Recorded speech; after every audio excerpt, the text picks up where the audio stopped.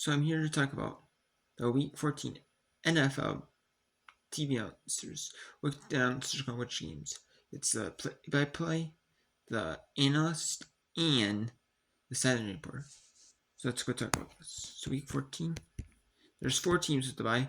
San Francisco 49ers, Carolina Panthers, New York Jets, and the New England Patriots. Every team plays on Thanksgiving, because that means if there's 14 games of the 14 7 byes, there would be there'd be 6 national games, and there would be 4 on Fox, 4 on CBS, and then you have a double win. So it would be a little bit thinner, so they want to do that so it's not as thin. It end up kind of being like Thanksgiving, like Christmas. And you have 3 games, and then you have the 2 Saturday games. You have the Sunday night, Monday night, so you have 7 games. It's and you got Thursday, the 2 Christmas, and then you have the 2 games and Saturday. Like I said, Sunday, so that's what it ended up being like. It would turn into that though. So we have Dallas Cowboys at Giants, Michael Scripton. That's who calls Dallas at this Thursday games on Amazon Prime. No surprise there. Seattle at Atlanta Falcons. Kevin Kugler, Jared Johnson, Alex Williams. I'm just gonna tell you announcers because some changed. So I'm gonna tell you who's the top, who I think is the top crew, and who's like the bottom crews, for this week. But yeah. And then you have Pittsburgh Steelers, the top CBS game. Jimmy Nance, Turner, Tracy Olsen. Pittsburgh got Baltimore and CBS. So they get CBS as a single, Fox as the early and late windows, the doubleheader. And that's no real surprise there. The best game. The winner leads the AFC North. So it's no surprise there. Tennessee Titans at Cleveland Browns. This is a bomb tier game for Fox. And in the early window, or in the as a whole, in the bottom, pretty much the bottom tier game in the NFL this week. And yeah, if you're Cleveland, you might as well let Shedeur Sanders play. See what you got with Shedeur Sanders instead of Dylan Gabriel. You got Dylan Gabriel. You after traded Joe Flacco of the Bengals for the backup to be Joe Burrow's backup. After when he's up for a while, you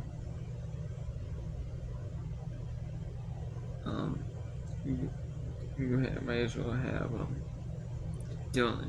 You might as well do Shedeur Sanders. See what you got, and let them willing to make mistakes. Let them work through their mistakes. Let them work through everything, on the field themselves. Not always themselves. Not just say, hey, we're gonna let you be wild and loose and do what you want. No. Like, they're going to help each quarterback try to be the best they can be. But on the field play, well, still determine who's the better quarterback.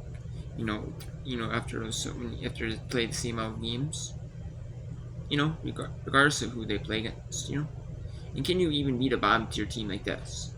Make sure Sanders beat the Raiders. The Browns starting quarterback. His first ever start. So can he beat the Tennessee Titans, in his third ever career start? That would be a better start, no matter who you play. Can you at least look serviceable, against them? Against any team. That's, as a rookie. Even being like these weaker teams like Tennessee is not the easiest thing to do in the world.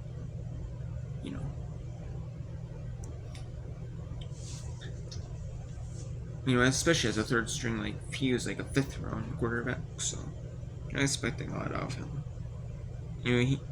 Most late round 5th, 6th, 7th round quarterbacks don't end up turning into Tom Brady. So Chris Merritt, Jen Hill. They're the bottom tiers. They're the ones to fill in number 6. They don't always call games a week, or do games a week, but they always call like these bottom tier games like non-playoff team. Or Cleveland Browns aren't going to make the playoffs this season. Tennessee's already eliminated. Indianapolis at Jacksonville. You know, if Jacksonville wins, they're at 7-5.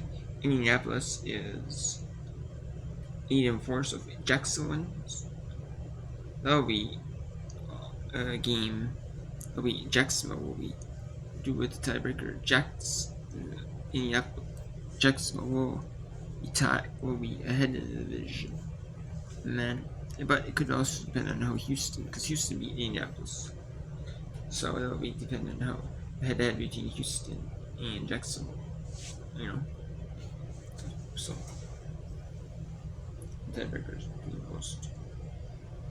Cool. So that's the second dream. This is the bottom, not the bottom dream, but near the bottom. Minnesota's offense does not look that great, as you see in your GG record. I mean, Matt Roseman. I mean, you really literally, you have 2 offensive linemen down. You know, I mean, the only mistakes that he made, he was just maybe like a second too fast, you know. But you know, but when I was watching the games, I said he had to throw the ball out a little bit quicker, you know, kind of do like the screen plays and stuff like that, like maybe throw a screen pass to Jefferson. Let him try to get 5 yards or 10 yards or however many yards, you know, depending on the down, you know. Or if it's first down, say in 10, get 5 yards, you know, can you let him get 5 yards? You know, maybe throw it for a yard and let him do the work to get yards after catch, you know, to get 5. So it's not like, you know, that when you have an offensive lineman, you know, that's, you know, your left side's out playing against the best defense in the NFL. But I mean, you can't expect, you know, trying to learn like the full schemes after only playing in preseason. You know, I mean,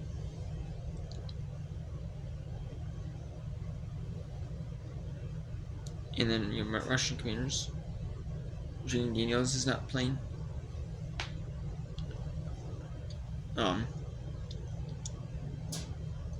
He's, I mean, Jalen Daniels not playing. It's Marcus Mariota. Marcus Mariota is playing for the Commanders. He looked not bad against the Denver Broncos. He actually pretty solid.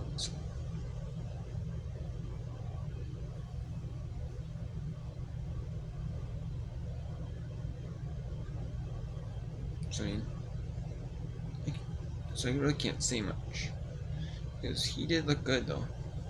I mean, so. But the Vikings do play the 3 NFC East teams. They play the Washington Commanders, and they play the Dallas Cowboys, and they play the New York Giants. So maybe they have a chance for a couple wins. Yeah, they look good, you know, against these types of teams. It would look good, you know, maybe 6-9. The Minnesota Vikings. It'd make you feel good if you were 6-9. 7-8 would be even better yet. But I mean, it puts you kind of right back in the thick of things. Maybe not. I don't know about maybe not playoffs, but feeling like a lot better about yourself. Even a 6-9, beating Washington and beating the New York Giants. I feel pretty good about that. You know, I would. As a Minnesota Vikings fan. But I mean, Drew Brees, Christy Pink. We have Miami Dolphins and New York Jets. Miami is 5-7. New York Jets beat the Falcons on Sunday, so they're 3-9. It's not a bad game. I mean, not the best CBS game. It's not gonna be like neither. I mean, the Dolphins are still maybe at the bottom in the hunt. You know, like maybe a chance at the playoffs. But the Jets, I don't know if they'll win. They won't make the playoffs. So I don't see them making the playoffs. So. It's really time to soon strings the Tampa Bay Buccaneers. The only reason why I don't get anything is because of the Tampa Bay Buccaneers. You know, they're a good team. Tampa Bay's like a decent team. You know, it's probably going to be the NFC South winners. You know, and that's why the only reason I got Cameron Green Melly Collins on this one is just because of Tampa Bay's sake. You know, and then I got Cincinnati Bengals at Buffalo Bills. This is the best game in the early window on Fox, and I don't blame them because Cincinnati Bengals have Joe Burrow back. Even though the Bengals are 4-8, I mean, yeah, I mean they got Joe Burrow back, and they're only a 2-game. You know, if they beat the Buffalo Bills, they'll be 2 games out of the AFC North. Play AFC North like tied for the division. You know, so you know they could easily make a run for the division at 9-8. You know, if they're 9-8, you know, 8-9 seems a little too much. They have to be 9-8, but you know, it would make things interesting at least enough. You know, at least make it interesting. You know, maybe not necessarily win the division, but maybe make it interesting enough. You know, like Joe Davis goes Pat Mahomes. No surprise there. Um, you got Denver Broncos at Las Vegas. Denver isn't much, a record team, but they're, so you got Andrew Kelly, Charles Davis, Jason Ward, AJ Russ. You have the 3 personnel booth, 2 analysts, the Chicago Bears, the Green Bay Packers. So you can't record somebody. And these are the ones, 2-sided reports. Andrews, Tamarelli, on each side. And then the Los Angeles Arizona Cardinals, Fox, which is late window. Kenny Albert, Jonathan Omega, Levy. You have Mark Chico, Chris Coulter, Melissa Cirque, Hugh Texas, Kansas City Chiefs, and Troy Quinley, so there's the Rutledge. One side on each sideline, or reporter on each side. So that's no surprise there. Let's take a look at the Fox and CBS games. So obviously, for CBS, number 1 is Pittsburgh at Baltimore. Number 2 is Indianapolis at Jacksonville. For me, I would say probably number 3 is New Orleans Saints at Tampa Bay Buccaneers, just because it's in the early window on CBS. The early window on CBS, what the majority of people are going to be seeing on CBS. The only reason you would get Denver Broncos Las Vegas Raiders is because your team is playing in the early window on CBS or on Fox. If your team is, you're in the immediate Washington Commanders team market, the Washington Commanders team market, the Minnesota Vikings team market. You have the Tennessee Titans, Cleveland Browns, Seattle, Atlanta, or you're in Cincinnati or Buffalo. Team markets. You're in those immediate team markets, not the simulcast, not the Sunday team market extended, just that specific little market. That the simulcast there is in. Then you'll be getting on CB. You'll be on you'll get the late window game, or if you're in an area of the late window teams like Denver Bronco Sunday team market as well as Las Vegas Raiders Sunday team market. But the Las Vegas Raiders Sunday more just be more of the immediate area, more so now. It has to get the Raiders games since they're eliminated from playoffs. Same with these other teams like the Saints. Same with like the Jets. Same with like Washington, Minnesota, Tennessee, Cleveland. Same thing. Same with like the Atlanta Falcons. Teams, or bottom tier. So I guess that's number 1, Pittsburgh, Baltimore. Number 2 would be Indianapolis, Jackson. Number 5 is Miami at New York Jets. 2 teams that are not going to make the playoffs. Number 3 is this, just because it gets over number 4. This one, just because this one's in the late window, the 4:05 Eastern late window. It's like the single header late window game.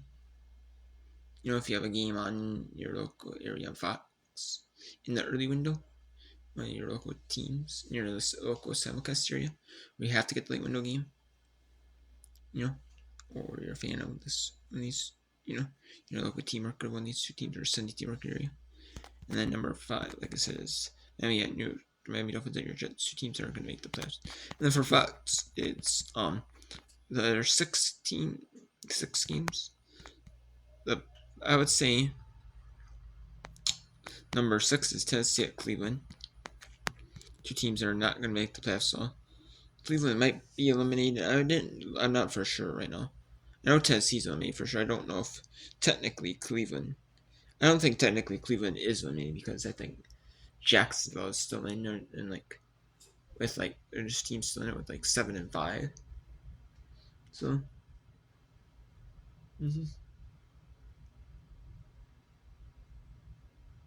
Even if they win, though, Cleveland wins.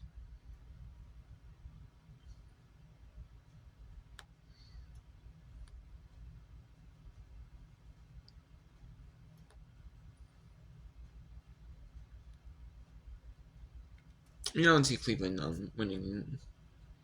Anyways, winning the. I don't see Cleveland making the playoffs, anyways.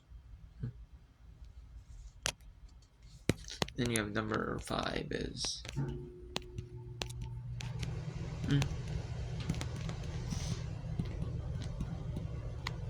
Yeah. I would say number 5 is Washington at Minnesota this week. Definitely number 5, because Washington is 3-9, not gonna make the playoffs. Minnesota is most likely almost not gonna make the playoffs now at this point. It's just for Washington, they made it look really good in this first season. They get to the NFC Championship game. But it's for Minnesota, well, it's just you develop your young quarterbacks. They get better, Hope you can have some offseason development like J.J. McCarthy, and hope he doesn't get injured. And your players don't get injured, There's not injury bust.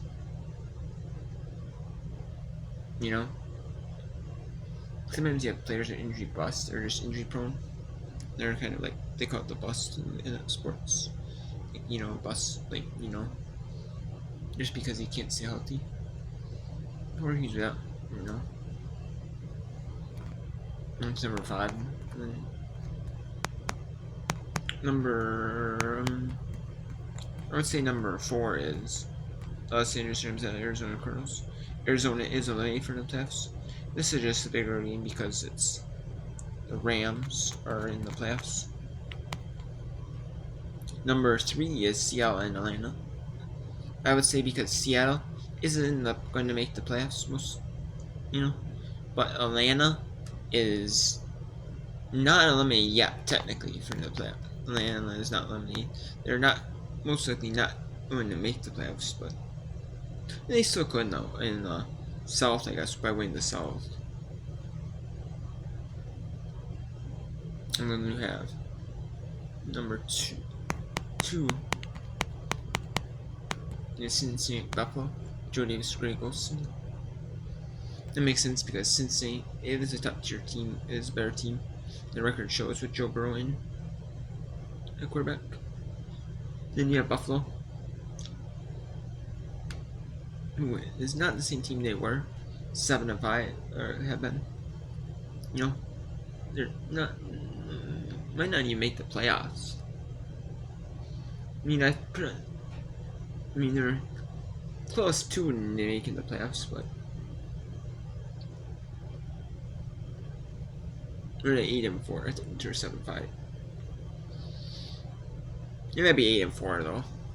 I don't remember.